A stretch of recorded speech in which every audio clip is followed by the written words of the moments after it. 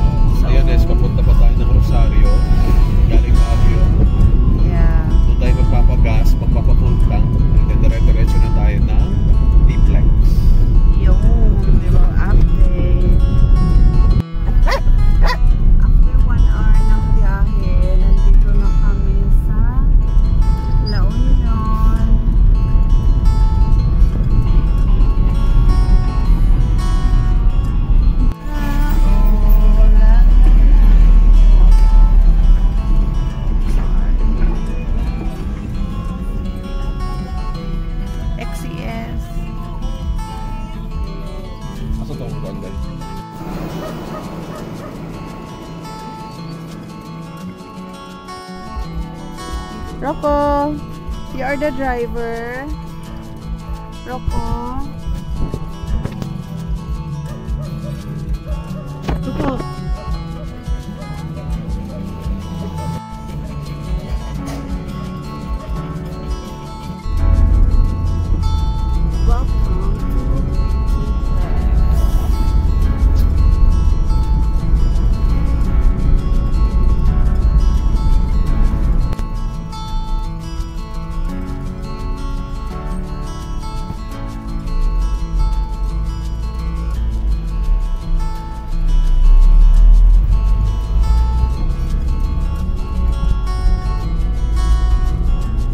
Nandito na tayo sa T-Flex. Isa to sa mga major expressways sa north. Connects Tarlac, Pangasinan, hanggang La Union. Ang laking tulong nito sa biyahe kasi sobrang nababawasan ang travel time. Smoother, mas mabilis. At ang ganda pa ng view habang nagdadrive. Perfect to kung pabagyo ka o papunta sa Ilocos. Kaya kung long drive ang trip mo, T-Plex is the way to go.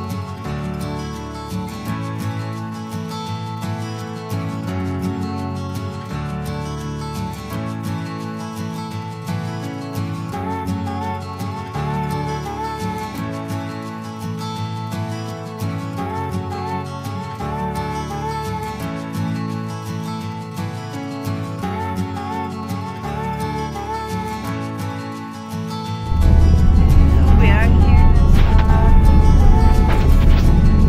mga ilang hours ito na. 3 hours? Not sure.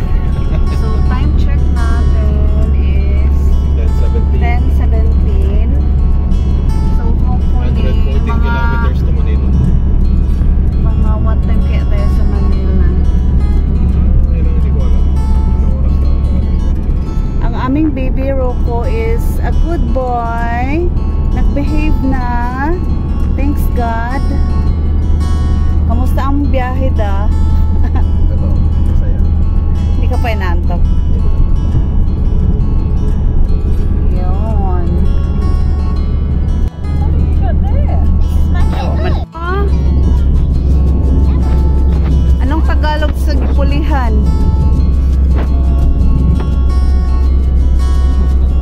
Ang Tagalog ng ipulihan mo ito. Ikaw ha? You're so excited ha? Oh, tingnan mo, naging passenger prince. Tapos ako dito. Ito yung Whew. We are next in line.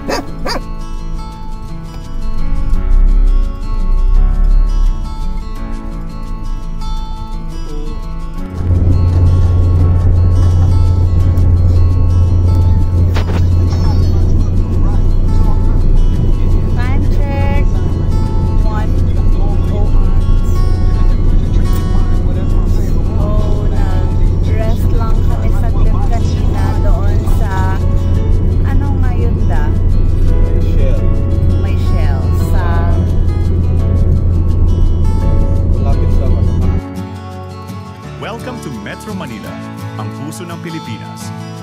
Dito matatagpuan ang 16 na lungsod at isang munisipyo kasama ang major spots tulad ng lungsod Quezon, Makati, Pasig at ng course, Manila mismo. Ito ang political, economic at cultural center ng bansa. Dito rin makikita ang iconic landmarks like Rizal Park, Intramuros at ang Manila Bay Sunset na world famous. Pero hindi lang history at city lights ang meron dito. Metro Manila is super alive with malls, food trips, nightlife, at mga events. Yes, traffic can get crazy, pero it's all part of the adventure. Sa likod ng hustle and bustle, ang daming kwento, kultura, at kulay ng buhay na makikita mo. Kung first time mo dito, ready ka dapat sa mix of old and new, fast-paced city life, at syempre, ang warm at masayahing Pinoy vibe na very unique sa Metro Manila. time check. What's the time? 2:30. 2:30. Where are we? Tapos tayo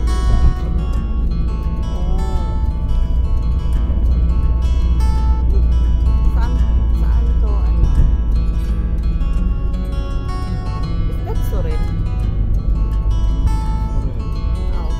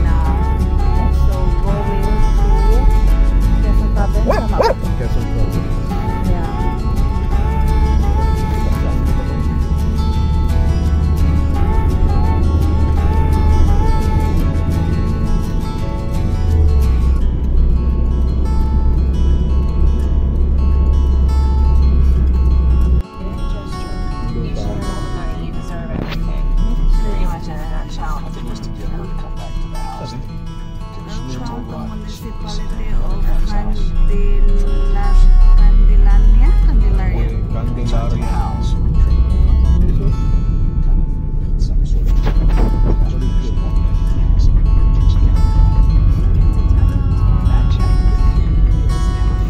Where are we na, Dada?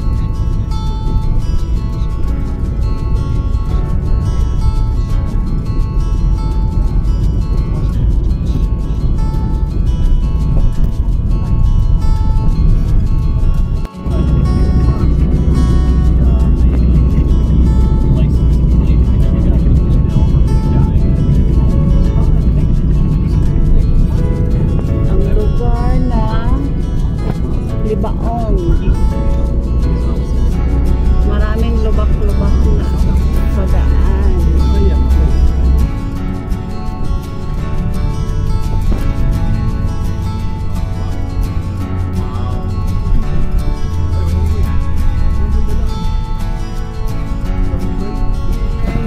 Hi Monkey, good morning.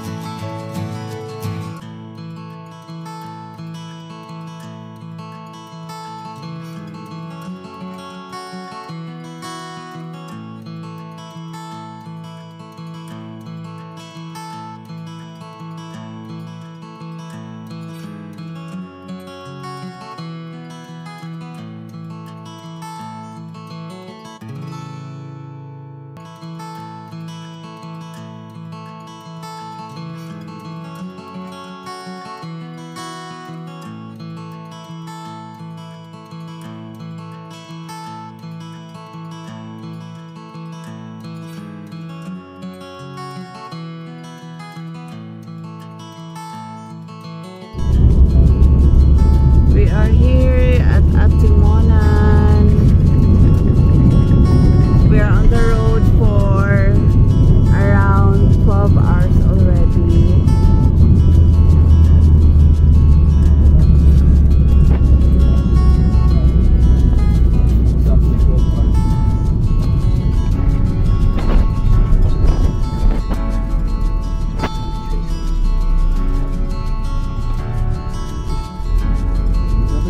Ay, blurred.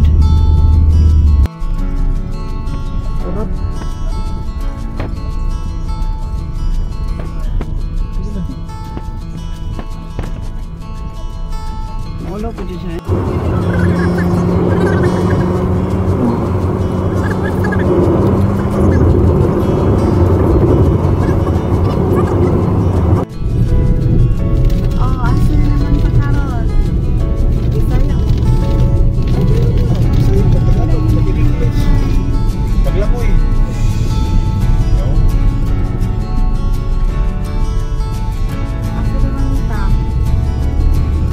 Sa Kapalungan, bypass.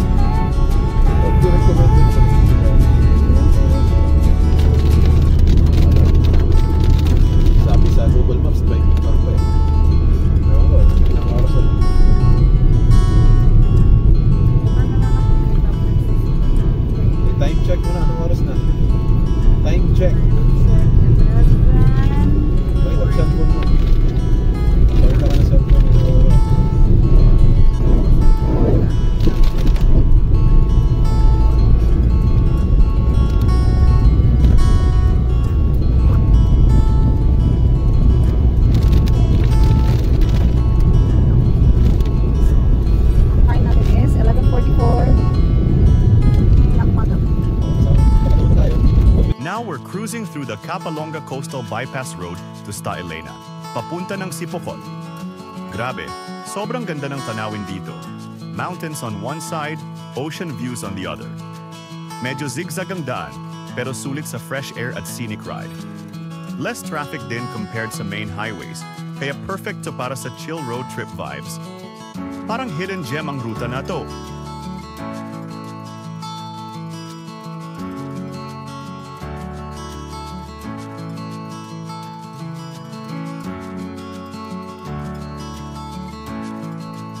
Muna lang po na ito. Walang si Rocco. Diyan o. Hindi makita. Ilang oras rin yan nakatayo. Ayaw matulog. Talagang bihado daw sa atin. Wala siyang waisalig sa kung pag-drive daw. Kung hindi ka to sa tulog. May ulit. Ay Rocco, tingin ka dyan. Rocco.